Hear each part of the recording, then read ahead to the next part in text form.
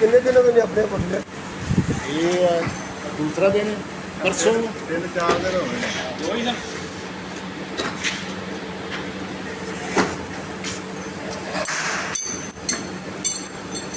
ना उठ सकता ना कह सकता बड़ा दिन है, सारा पानी दिन वाला निकाले, दिन सारा दिन निकाले हैं। ते दीवार ना टेक करके खलोंदा है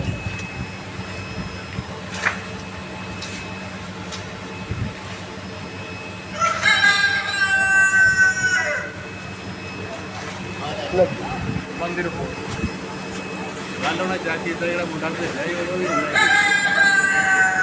खड़ा करो।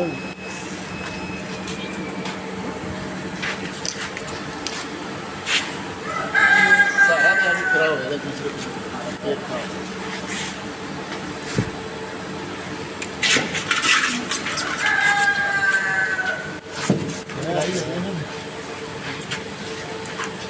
ऐसे थोड़ी टेक तो चक्कर तो नहीं कट सकते टुरे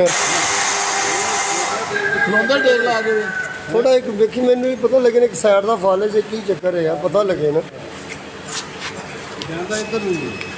ना देखो जी पता नहीं जाता है परली अख चेक करो परली अख की नज़र सही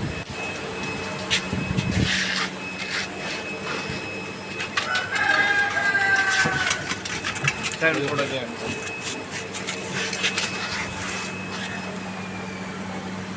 अख खोल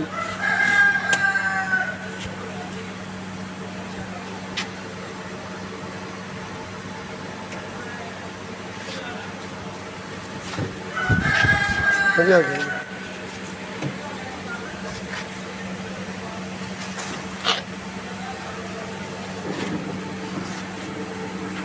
ਇਹ ਥੋੜਾ ਜਿਹਾ ਭਾਈ ਤੋੜਨਾ तो क्या है टेक तो सर जी खिला रखो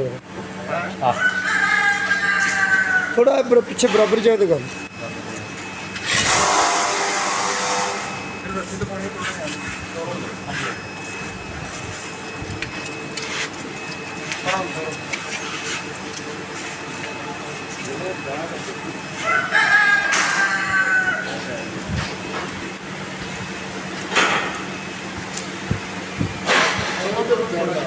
इधर आंदे साइड से पता चल की करना छो भाई छो थोड़ा वेली जगह गल टेकने छड़ नहीं लग देखिए पता ही लगे